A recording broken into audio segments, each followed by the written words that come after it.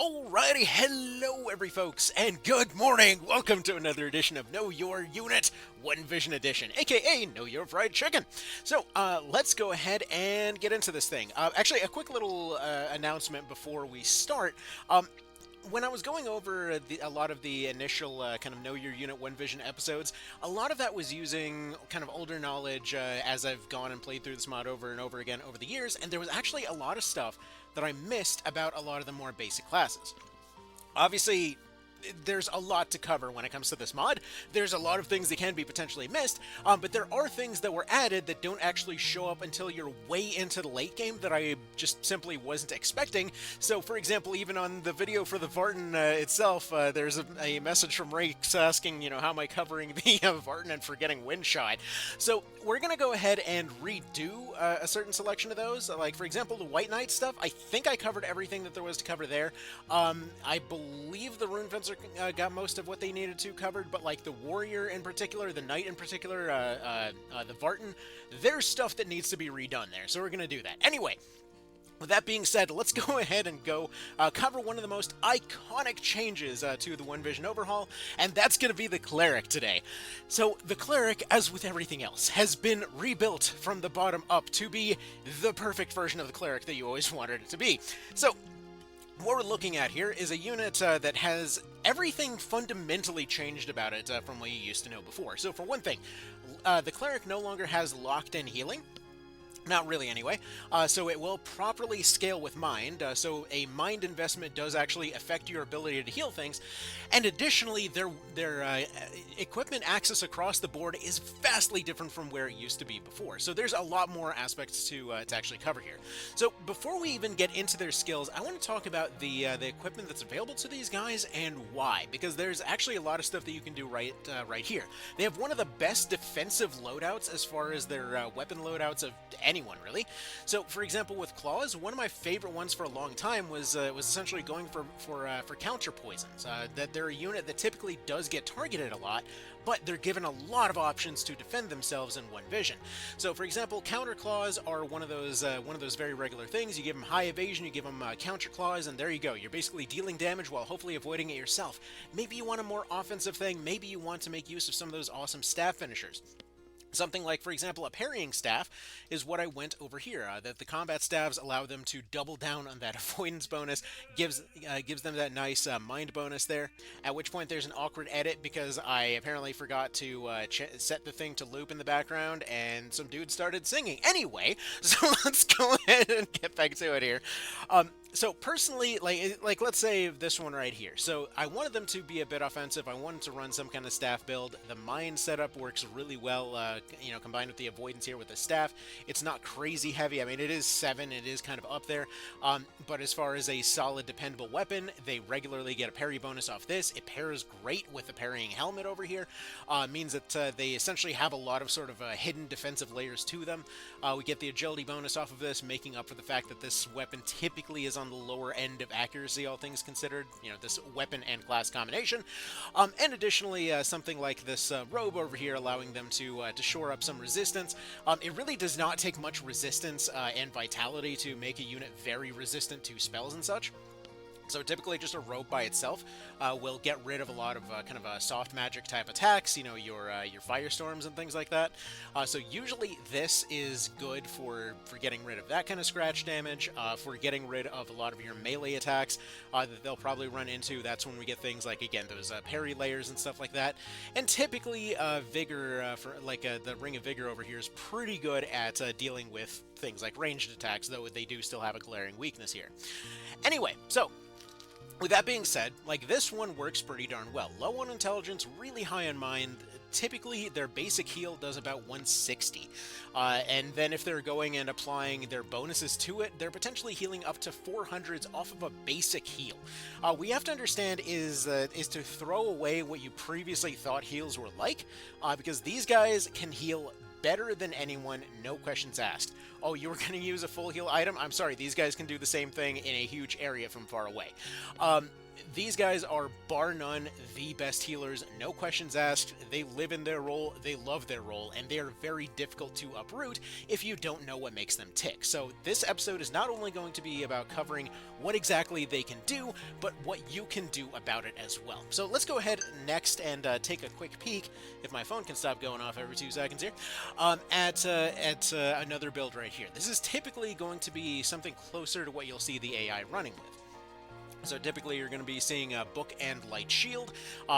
Shield-wise, they are limited to just the light shields and the reflection shields, which are technically light shields anyway, but just to kind of throw that out there. And additionally, in this case, I have a Raider vest on them. They're one of few classes that actually does get a good bit of benefits from the weird niche that the medium armors take place. And additionally, some Chagrin boots to, again, make up for, relatively low defenses by having some resistance on there to get rid of a lot of kind of splashy long-range spells. As well as a Ring of Wisdom to help with healing. Now, how does this all come together, and what is there to deal with here exactly? So the thing with monks, and, clerics, monks, what have you, is that they're very deceptively difficult to actually put down. Most of their equipment options are going to be stuff like this, where they're either going to be really resistant against particular things, or they're going to be highly evasive. So for example, this lady's evasion is pretty freakishly high, and she's more of a kind of balanced out build. Oftentimes what you'll see is, for example, an enemy cleric will be there, and let's say they'll have something like a brigandine. They'll go ahead and have something like some, scale leggings over here. They'll go and have, let's say something like a Ring of Alacrity, and basically at that point, physical attacks are just not touching them. And at this point, the ward, honestly, would just be the better choice, in my opinion, because they've already maxed out their evasion, give or take. So at that point, you're just covering additional weaknesses with this ward. But the issue with going and fighting something like this is that, for example, if you're looking to spam finishers, you're going to have a hard time landing them. If you're looking to... so just bear in mind that they have a lot of defensive weight to them this time around. But there are a few things that can put them down. So obviously, when it comes to 100% attacks, those are always pretty darn reliable there. But additionally, it's worth noting that the weapon types that they carry can also be deceptive as well. So getting counter-poisoned can be a problem. Getting hit with a...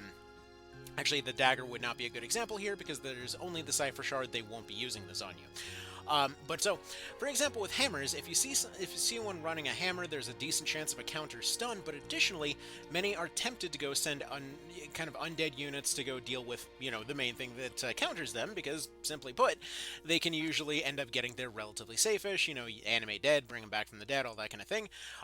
But they also will oftentimes carry these, which are your anti-undead maces.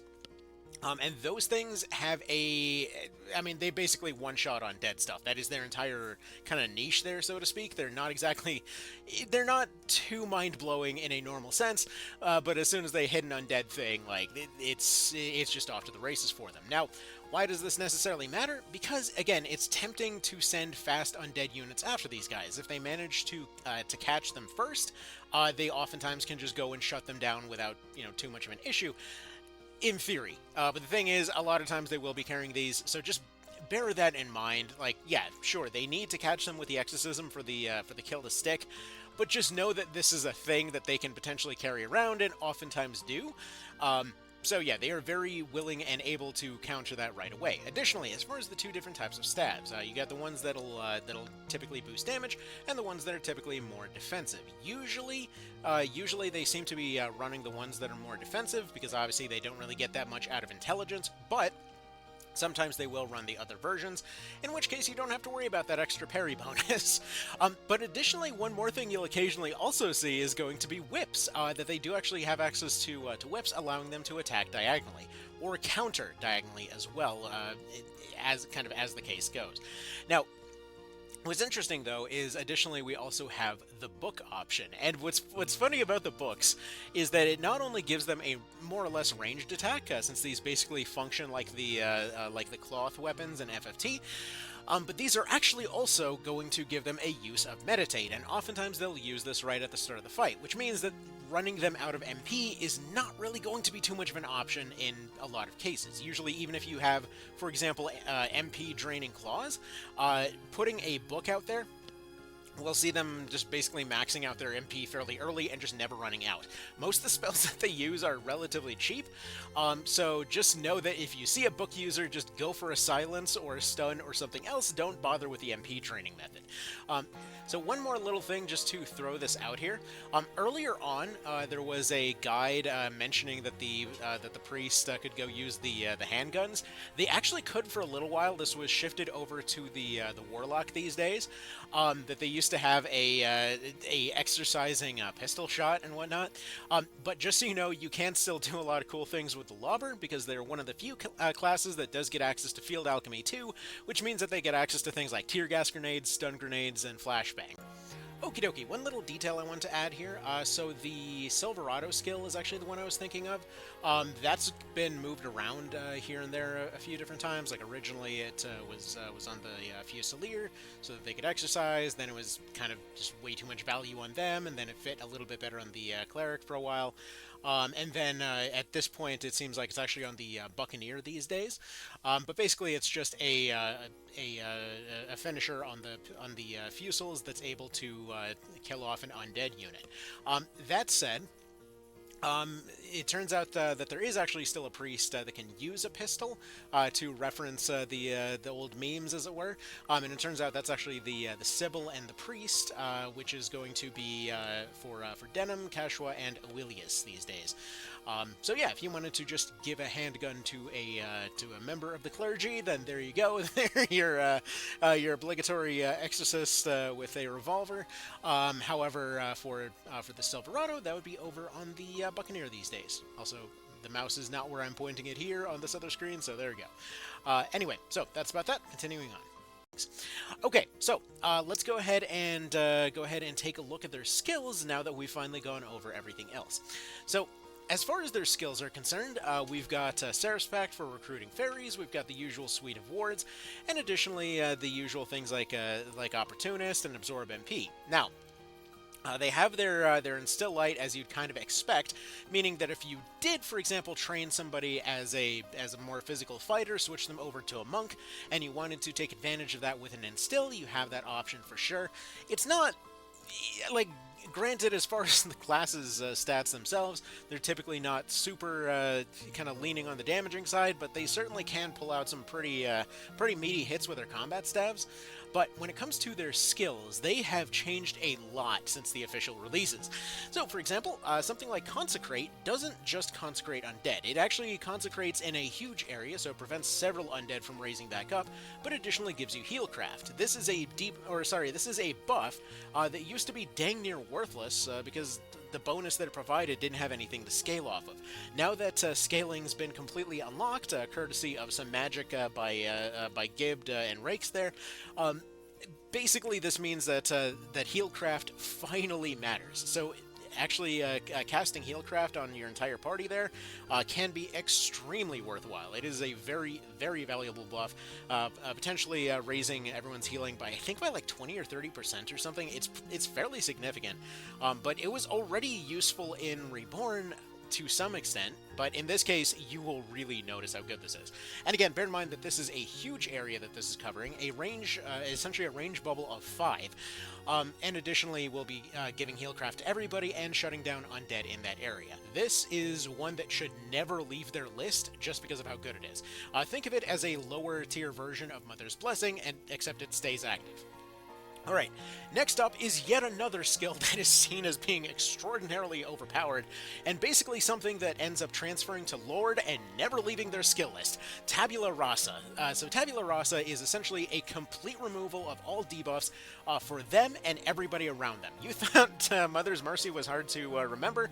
Don't worry, it's Tabula Rasa now, and everybody loves them some Tabula. This thing, again, gets rid of everything. No questions asked, no limit on how many. everything completely reset to 0. It is extremely, extremely good. I mean, honestly, it could be 80 TP and it still would be amazing, but it's a nice modest 40. You typically will have this available, considering that they're usually not, finisher spamming. Though I will say, if you're looking to make a defensive cleric, a spellbook build on a cleric works out really well, because you can just kind of operate using Consecrate, and then just basically go and petrify huge amounts of units with the first spellbook finisher. It's good stuff. Alright, next up is Mother's Blessing. So it doubles HP restored by the next divine magic there.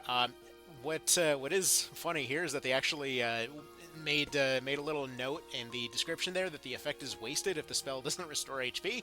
That did confuse a lot of people back in PSP. But, okay, so as far as Mother's Blessing, remember, again, it doubles. And what we talked about earlier about healing scaling with Mind as well as Augment Light. Additionally, remember this heal craft over here. This is how a basic heal essentially ends up scaling up to 400. So, just so you know, that's what you're looking at. Potentially a heal that's 10 times more powerful than before. Very, very good stuff. Alright, Reflect Damage is one that you typically see running on these guys a lot. They have a lot of equipment that resists magic already, so they don't get Reflect Magic, but Reflect Damage is okay. Typically, they can go ahead and just kind of regenerate away anything that Reflect Damage throws back. So, it can work. It's honestly, I would just recommend putting Counterattack in its place. Like, usually, if you're going and reflecting back damage, you want to stack it with stuff like the Spike Shield. So, just so you know, this is here, and again, if you are running the skill, please use the Spiked Shield too, so that you actually get some value out of it. Honestly, the skill by itself or the shield by itself, both of them have enough downsides that the reflect damage isn't really worth it. I primarily mentioned this because there was a period back a few years ago where a lot of folks thought that the reflect damage was overpowered for some reason. It really isn't. Like 10% or 20% damage return there is nothing too significant. If you can't out-heal that, there's other issues. Anyway, Tactician, due to the number of TP skills that they use, this is again another one that probably shouldn't leave their list. Max TP, it's certainly here. Typically, they're not going to be going for big old like damage scaling finishers as much as they will typically go for their debuff spam ones. So I would say probably can give that a bit of a miss in most situations. However, they do get full access to Field Alchemy 1 and 2, which is incredibly good, especially if you're running a Lobber on them. Then we've got our Sanctuary 1 and 2, so it just prevents undead from stopping in those areas. Now, this is kind of situationally useful. This can potentially allow for some very good defensive setups in Palace of the Dead, but this is the same old Sanctuary you're probably familiar with. Wade is actually pretty solid for them because it lets them hide in the water, which they can't do naturally. And as well as Jump. Hiding on rooftops is also equally good. So these, I would recommend probably keeping at least one of these in a lot of situations, just to keep somebody potentially hiding in plain sight. Personally, I prefer the buddy system, where I just kind of have two of them and then they constantly change positions. But this is also a way to potentially make your solo cleric kind of hide in plain sight, so to speak. Alright, efficacy for reducing cost of spells. We've got clarity for improving your restoration. Might as well kind of run both in a lot of cases, but personally I found a bit more value out of efficacy, just kind of reducing the cost of everything there. Simply put, because you can, in worst case scenario, you can kind of pre-prepare with like an MP leaf or something, at which point you'll be able to go a bit farther with efficacy. Clarity is nice if you have a spare slot for it. It just increases regeneration. But again, it depends on what you're going for. Like in this case, these guys typically were running enough MP just off of natural regeneration and efficacy that I found it more useful to put other stuff in those slots, but it's there if you need it. Counter hit, very useful for, again, those like counter poison, counter stun type of builds. Again, just kind of adapt for what you see in front of you, obviously. And then, yeah, we already covered their weapons and elements and all of that kind of thing. Racial-wise, we've got Teratology, Herpetology, Draconology, Sacrology, Demonology, Thetanology, and Golemy.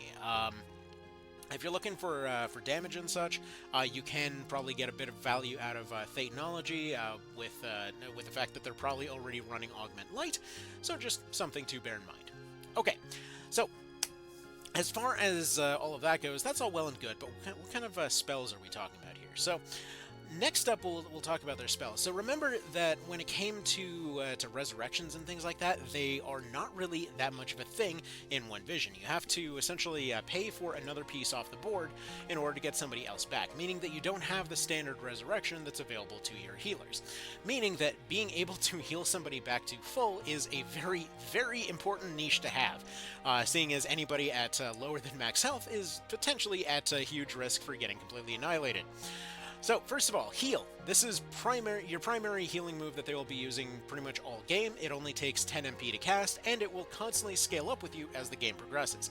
The heal at the beginning of the game essentially is going to feel more expensive than the heal that you have later on, because as your units get better, their MP bar improves, and this means that they will potentially be regenerating a few points more and more and more and more and more, until eventually you get to the point that you will be healing, just having a basic heal available at basically all times. From there, we have at double the cost, the all heal. This is going to be your previous major heal, essentially just healing in an AoE. This is going to cost a little bit more time, but have a little bit shorter range than your regular heal. Technically the same, depending on how you want to look at it. But once again, great value for how much healing you're getting. But then from there we get to the more specialized stuff. So Dispel is, just like Heal, one of your main bread and butter moves. So this is going to get rid of essentially any readied skills or random buffs. It'll get rid of one in an area, it'll get rid of debuffs on your own guys, it'll get rid of buffs on enemies, as well as getting rid of readied skills if there's nothing else available on enemy units. So this has a lot of kind of versatility in terms of situations it could be used for, you know, turning off a fearful impact before it hits, getting rid of something like a Gorge and Lock, getting rid of, let's say, something like an Evade or whatnot, or not an Evade, but an Ivory Tower or something along those lines. Maybe your own guys are hit with Fear, maybe they're breached, what have you. Dispel is one of those moves you should be firing off constantly on anyone that can use it, and Monks are hardly the only one that can. Typically you'll see them all over the dang place from a whole bunch of different classes, but just bear in mind that it is something that they can do. Also, I should probably mention, just for those a little bit confused by this, there are some class icons that will look like generic versions of other classes. So, for example, this is not on the Ninja. The Ninja is actually up there by the Cleric. That is the Sacred Fist, which is essentially a religious version of a religious unarmed guy that I don't have on this particular playthrough. Anyway. So, moving on, we have a few of the other spells that, again, are just useful in a support sense. So, things like Bravery here will give somebody Fortify, as well as charging 25 TP. Very situationally useful, for example, giving somebody the ability to charge ahead a bit more safely, maybe to set down a phalanx in order to block off a staircase, or, for example, setting up a finisher or what have you at a decisive moment. So, please don't forget that this is here. 25 TP doesn't sound like much, but it is pretty massive, especially considering it combines with a Fortify as well. So if you time this right, it can absolutely tilt a fight in your favor.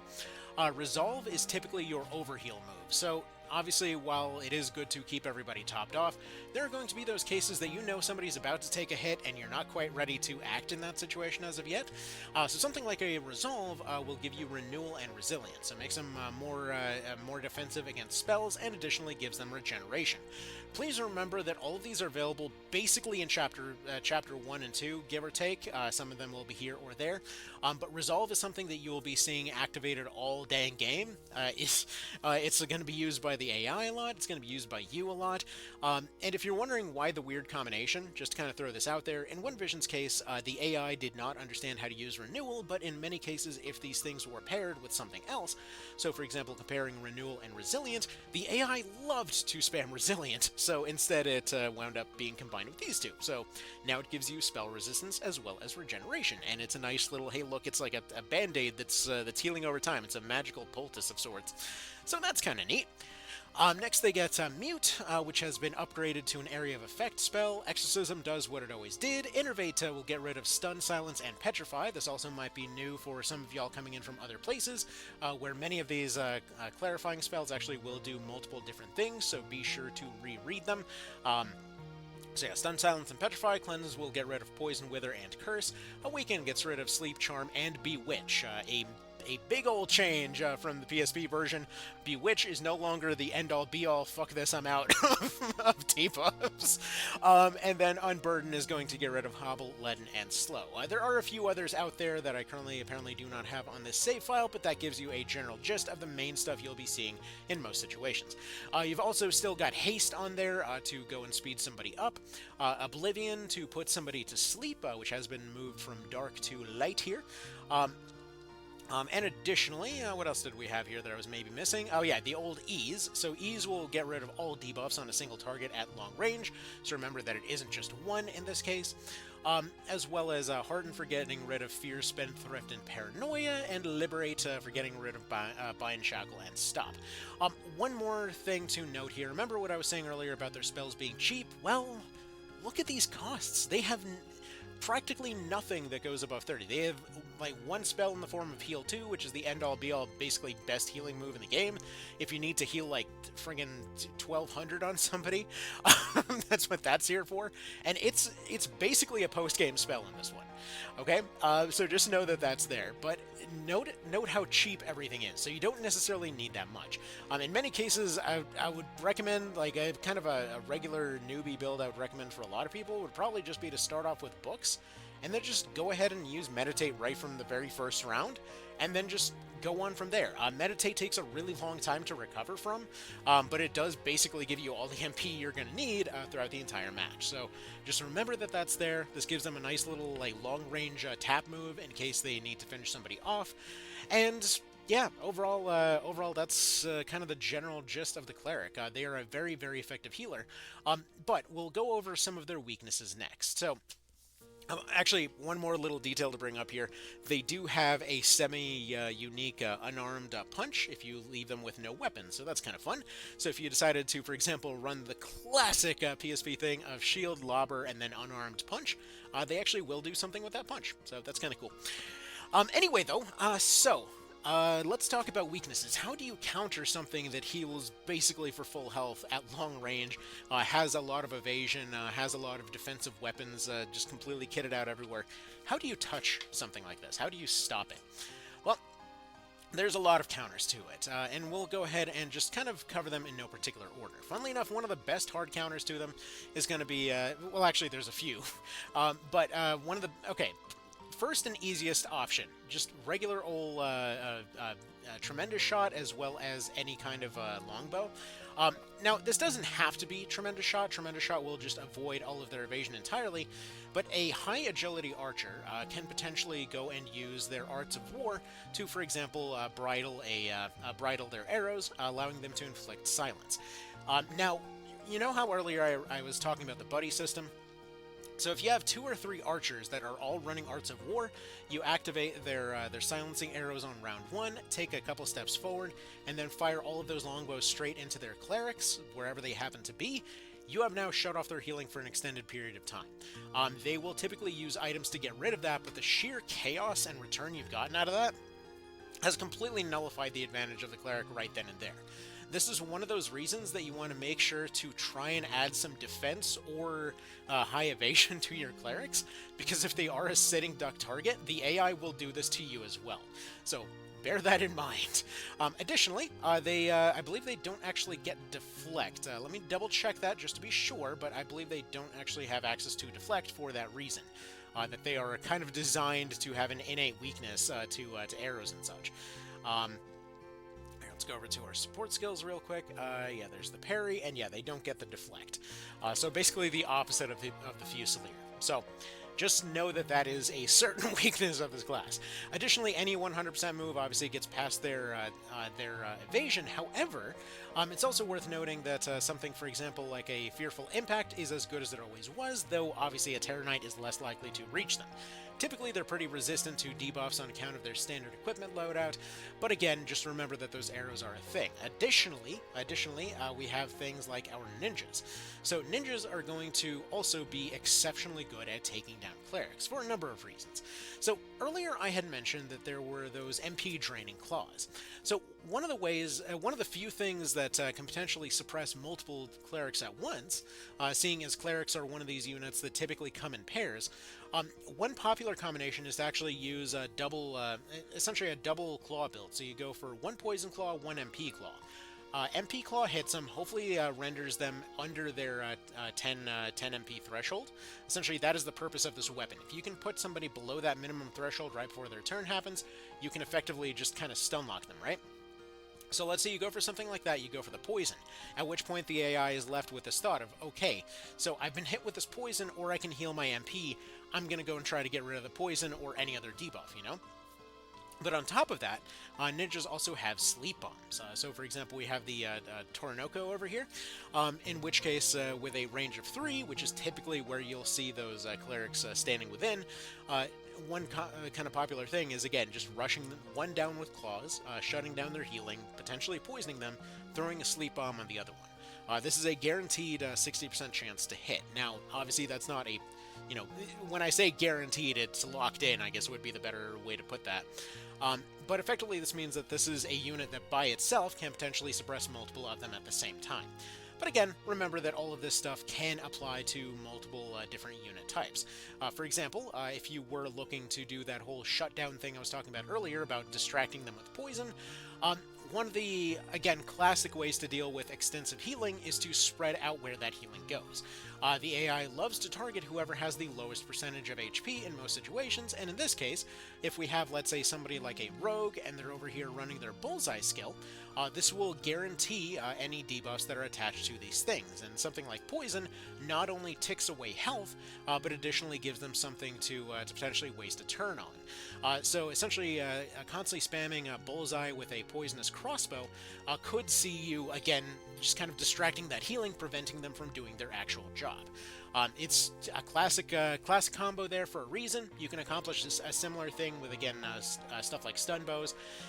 And remember to keep an eye out on weird combinations that might be possible. So, for example, there's a similar option that would be available using something like a familiar here, where in something like this unit's case, they're healing support with a long-range siege bow. This extends the standard range, but prevents them from firing outside of that range. And what this allows is potentially a healer that can stand by, and then whenever there's a moment to, for example, you see a situation where that healer is going to heal the unit that you're trying to target, but you see another squishy in the back that could potentially, get the heal instead. So what you do is you take like a fast unit like this familiar here, you have them take their quick turns normally, but then they pull out that siege bow for those moments when it's like, oh, I can go and bully this one guy over here that's kind of harmless, but I can cause all the healing to be sort of funneled over in that direction, if that makes sense. So either way, there's a lot of options that you can do like this. Every class will have something that they can do about it. Like, for example, if you want to pressure them with any heavy unit and a stunning shield, this is guaranteed to inflict stun on them. If you want to use some of your throwing weapons, like, for example, using a slasher from your thrown category to get a guaranteed stun using something like Tremendous Shot could really work. There's a lot of debuffs that could potentially screw with them. Just keep trying them out. You'll find something that works for you. You'll notice I'm throwing a lot of potential answers out there while not sticking with one kind of always solution. And simply put, it's going to depend entirely on how you like to build your units, how you like to build your party. You'll find one that works for you. So, like, for me personally, I know I typically start off with the stunning longbows, but then oftentimes end up, for example, using something like Opportunist to throw this basic soldier guy out there to go for the stun shield, if so that I can dedicate the longbows to something else, or potentially use something like a Valkyrie over here to again try to get close, and use Fated Circle along with a Caldia to essentially just turn them to my side instead. Typically, a heavy armor Valkyrie is oftentimes not targeted by stuff in the front, so a lot of times they kind of get free reign to sort of sneak to the back, so to speak. But again, it all depends entirely on you and how you like to play. You know, maybe you're more of a running them down with Griffin's sword, which is certainly fun in its own right, Or, for example, you could always do another classic, which is the old venerable Juggernaut. So in the case of the Juggernaut, what you can do is give them those MP claws, and then just have them bully them. Just like run them down, keep hitting with those claws, and they most of the time can't really do anything about it. It's good stuff. Potentially, maybe even go for some scout equipment on them to get them over there faster if you're feeling confident. Though in this particular case, he's one level off from using the scout vest. But yeah, a scout juggernaut is essentially a seven tile movement unit. With the potential to shut them down in every way imaginable, so, you know, you got that going for you too, if you want to go for those heavy shields and whatnot. Anyway, so I hope this was helpful in terms of understanding how to Cleric, and kind of what makes them tick and whatnot, and yeah, I will see you in the next one. Take care.